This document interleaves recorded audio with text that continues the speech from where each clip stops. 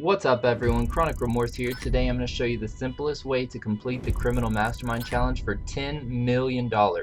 If you haven't already done the loyalty challenge, you will also get an extra $1 million for that.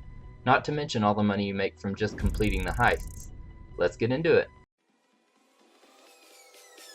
Peace.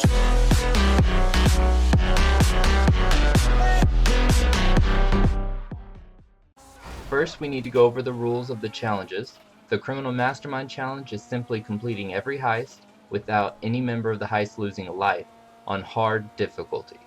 Meaning if you fail the mission due to running out of time, being caught on an undercover mission, or someone lags out of the game, you have not failed the challenge. You can just restart the setup you're currently on. The second part is the loyalty challenge, which is just completing the heist with the same team members. Tip number 1 is always have full snacks and body armor. Keep the body armor open the entire setup and heist. If you run low on body armor, then you switch to your snacks. The reason for this is you can get in and out of vehicles with the body armor open, but not with the snacks open. If you get into a bind and think you're going to die, then you unplug your Xbox. This is going to disconnect you from the mission. You will have to start over whichever setup you were on, but at least you didn't die. Tip number 2 is the heist host will need to put the clothing on player saved outfits, and every member is going to need to have the heavy heist outfits with the bulletproof helmet saved. Tip number 3 is to use the insurgent as much as you can during missions. The Kuruma is bulletproof, but with 4 people shooting out of the car, things around the car explode frequently and you can explode the Kuruma, killing all of you. Speaking of explosions, no member should ever use explosives during the missions, including honing missiles, sticky bombs, rocket launchers. Instead, try using the minigun to take down the helicopters and other enemies. Tip number 4 is every member needs to have a mic. You'll be able to coordinate who does what, and when someone gets in trouble, they can call out to the other teammates for help. Now I will go over the hardest setups and how to complete them. Problems most people run into is the Fleeca job. There's 4 people, but only 2 can do the heist. Let's say person A, B, C, and D want to do the Criminal Mastermind challenge. Person A and B do Fleeca job together, and person C and D do the Fleeca job together. Then person A, B, C, and D will then start doing the prison break setups after that.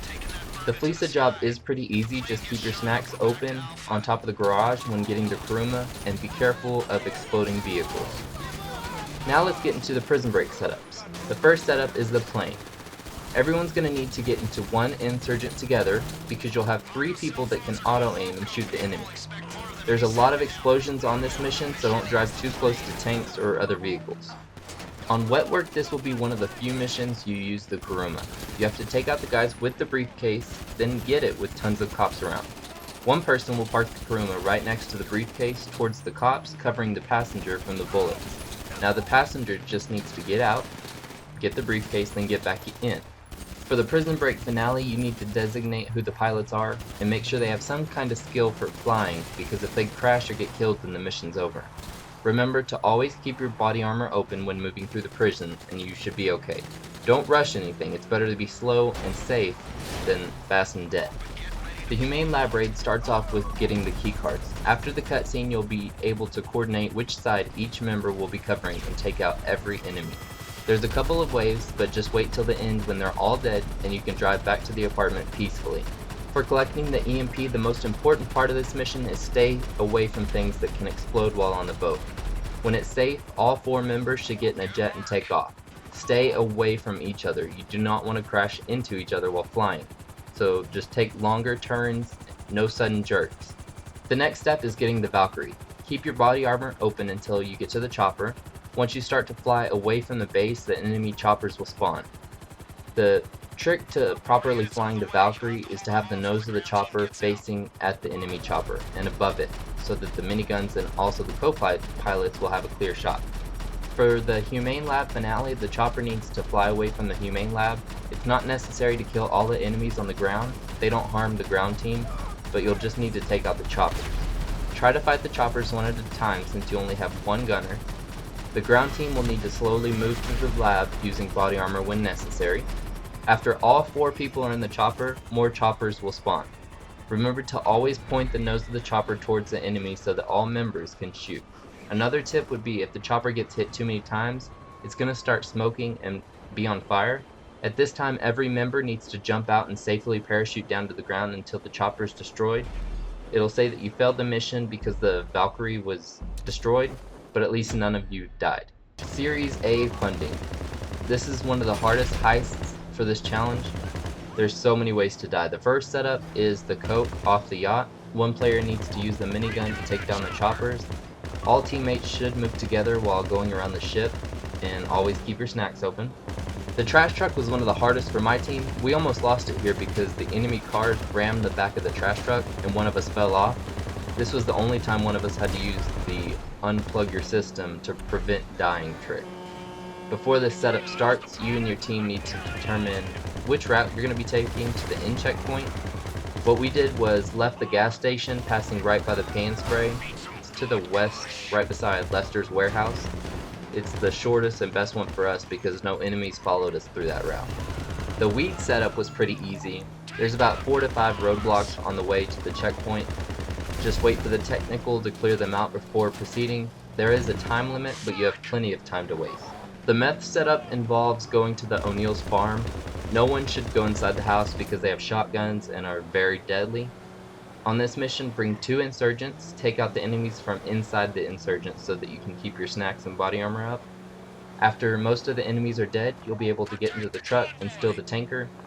The insurgents should be positioned in front and back of the tanker, and all members should keep their armor open this entire mission.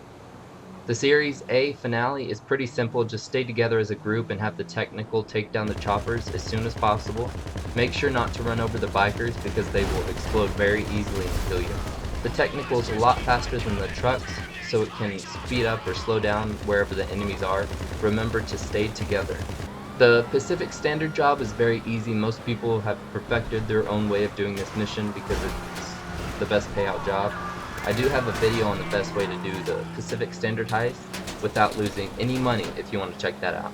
The signal setup is rescuing Avi. You should park the insurgents on the beach before going to the island so that when you rescue Avi, you can just follow the river in the insurgents all the way to the destination. One person should take down the choppers using the miniguns. To lose the cops, just drive around the mountains, watch out for the cones of vision, but if you run out of time, just restart the mission. The hack setup is the only other mission that should be done in the Kuruma, but you'll need to stay far away from other vehicles when shooting at the enemies.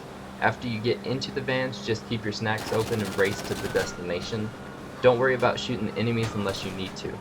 The convoy is the hardest mission you'll have to do. You'll need to bring 2 insurgents, park one of them in the middle of the bridge with 3 people behind it. The other person takes the insurgent and hides it up the hill. It's going to be north of the bridge. Just wait for the convoy to pass. No one shoots until that lone wolf up there is able to take down the insurgent gunner. Immediately after that, the entire team will start killing off enemies. After all enemies are dead, you're going to need to get into the truck for the checkpoint, and then you'll wait for the choppers to come.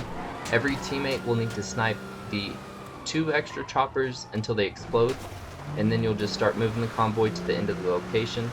Don't focus too much on killing the enemies because they just keep spawning until you get to the end. The bike setup is another hard one if you don't know how to drive a bike. It should be discussed in free mode about what route you're going to be taking before you start the setup. Do not take the original route that Lester gives you because there's roadblocks that are very difficult to pass. Every member will need to stay together so that if someone falls off, the other 3 can shoot the enemies, use snacks, body armor, whatever. The Pacific Standard finale should be fairly easy for most people. While inside the bank, just remember not to shoot any of the hostages because then you'll get SWAT. If you do get SWAT, it's probably going to be safer to disconnect from the mission and start over rather than having to face SWAT and die. One person should get all the money and stay inside the bank while the other 3 moves to the bikes. When you get to the bikes, one person needs to explode them while the other person goes into the apartment right next to it and gets the insurgent. Once everybody gets into the insurgent, pick up the person at the bank, go back through the checkpoints, and head straight to the dinghy. Always keep your snacks open, especially when getting into the dinghy. Mission complete. Now that you either have $10 million or $11 million for the 2 challenges. If you enjoyed the video, be sure to give it a thumbs up, and if you're new to the channel, be sure to subscribe. I also left a link in the description of one of the web pages that I use that has tons of details about each and every setup if you want to check that out. Thanks for watching, guys. I will see y'all in the next video.